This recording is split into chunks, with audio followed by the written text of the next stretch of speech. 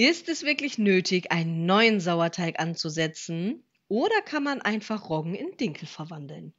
Dieser Frage gehen wir in diesem Video auf den Grund und ihr werdet noch viel mehr dazu erfahren. Also bleibt gerne dran. Wir legen hier sofort los. Ihr seht es, ich habe hier meinen Roggen-Vollkorn-Sauerteig.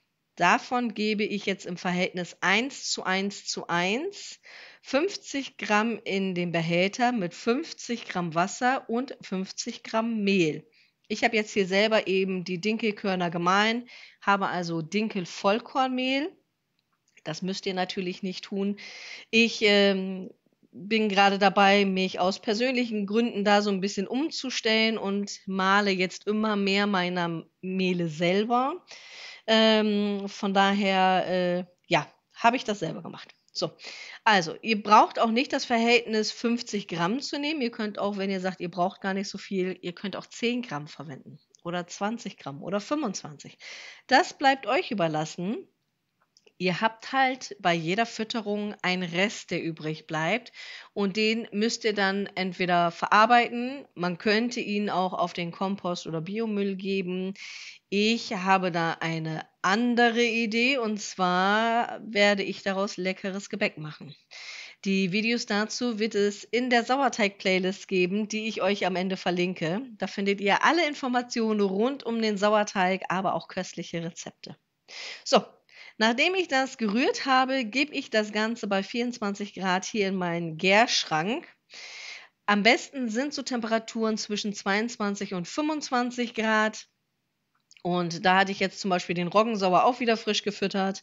Der kann nach kurzer Zeit wieder raus und nach 12 Stunden kann das dann auch hier dieser. Ihr könnt erkennen, der Roggensauer, der war richtig schön von der Blasenbildung. Diese Umerziehung war es jetzt noch nicht. Also da ist tatsächlich ein Unterschied zu erkennen. Wir füttern ihn einfach wieder weiter.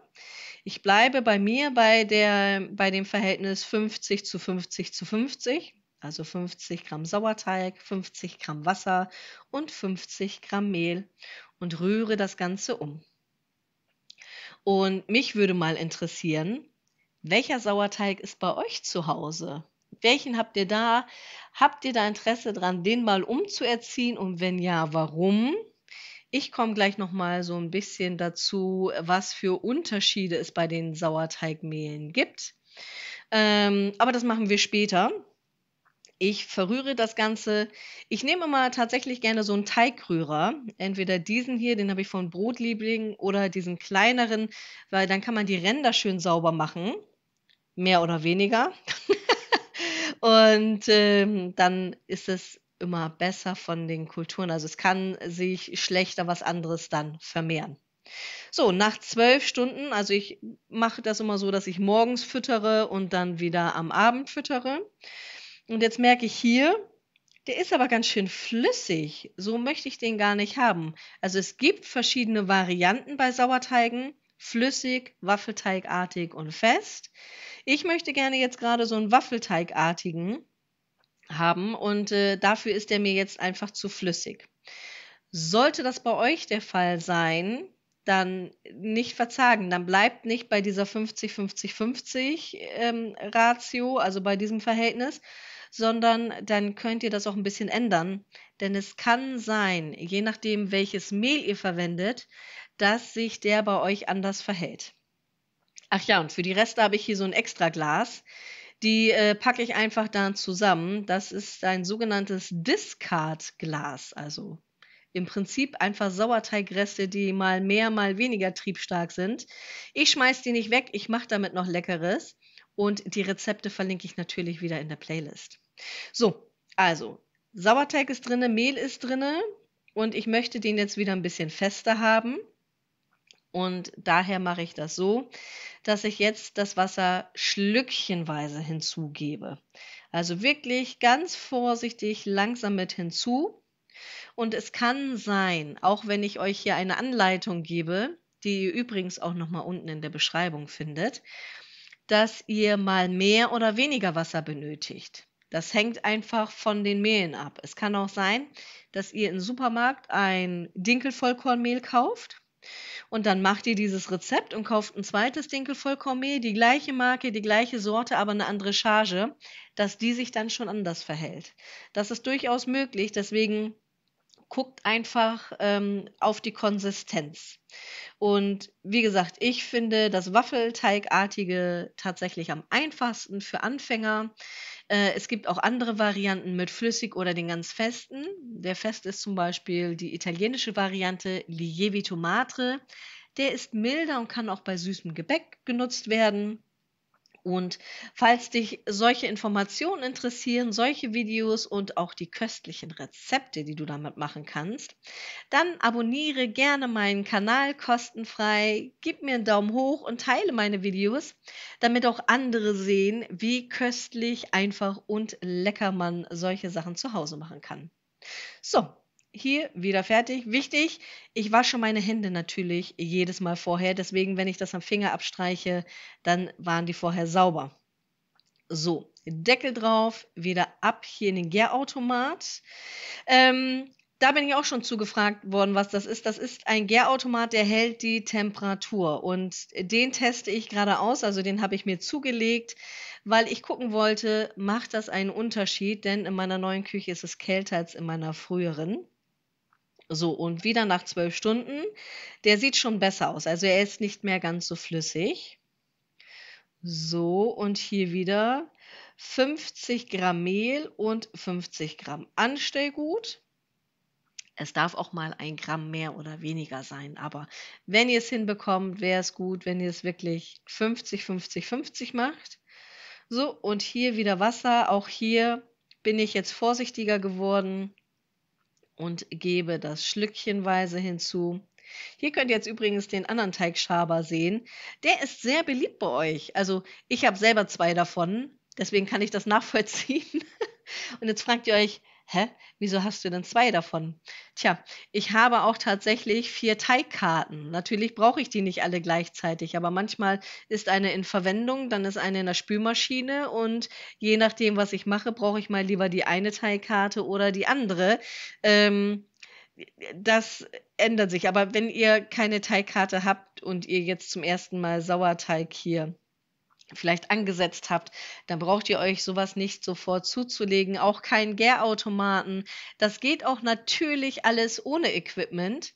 Ich habe aber festgestellt, dass mir das Ganze dienlich ist. Falls ihr keinen Gärautomaten habt und ihr braucht aber eine warme Temperatur, dann nehmt einfach den Backofen und schaltet das Licht an. Oder einige haben sich da auch Kisten gebastelt mit irgendwelchen Heizmatten. Das geht alles.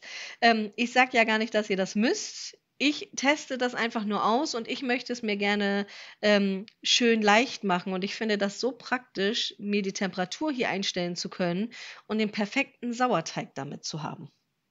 So nach 12 Stunden sieht der irgendwie nicht so gut aus. Also das mag jetzt vielleicht auch am Gefäß liegen, aber der hat sich jetzt nicht so toll entwickelt wie die anderen vorherigen Male. Und auch das kann und darf passieren, denn das ist ein Naturprodukt. Das ist wie mit uns Menschen. Also auch wenn wir jeden Tag immer Lebensmittel zu uns nehmen, geht es uns dem einen Tag besser und dem anderen Tag schlechter. So ähnlich ist es auch bei so einem Sauerteig. Von daher kann das passieren. Ihr braucht für so eine Umerziehung übrigens, das kann ich ja schon mal spoilern, ungefähr 3 bis 5 Tage, wo ihr jeweils morgens und abends das Ganze füttert.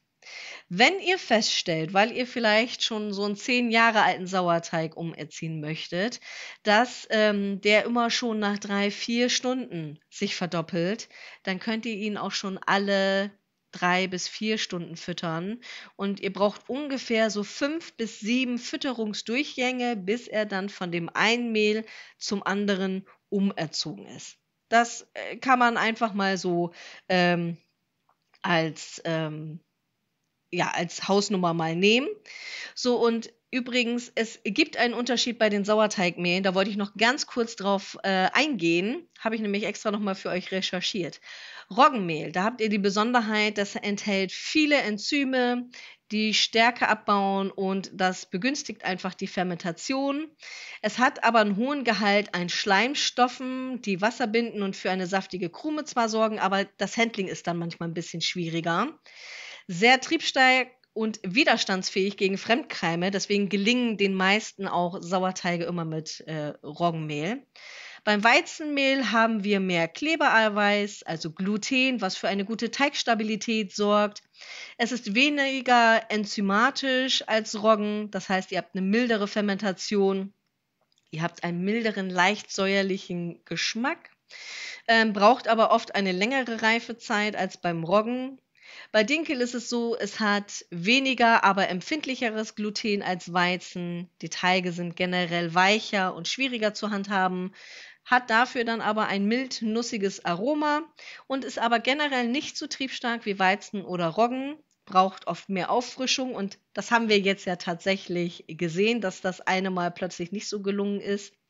Dann gibt es natürlich auch Emmer oder Einkornmehl, so schönes Urgetreide. Das hat generell weniger Gluten. Die Teige sind wie beim Dinkelmehl weicher, nussiger dafür im Geschmack und ihr braucht auch hier wieder längere Gärzeiten, da auch hier die Enzymaktivität niedriger ist. Dafür habt ihr meist, wenn ihr das fermentiert, und ein Sauerteig ist nichts anderes als eine Fermentation, eine angenehme Süße. Also testet das einfach auch mal aus. Ich habe auch verschiedene Sauerteige. Ich habe einen glutenfreien da, ich habe einen Roggen, ich habe einen Dinkel, ich habe einen Weizen.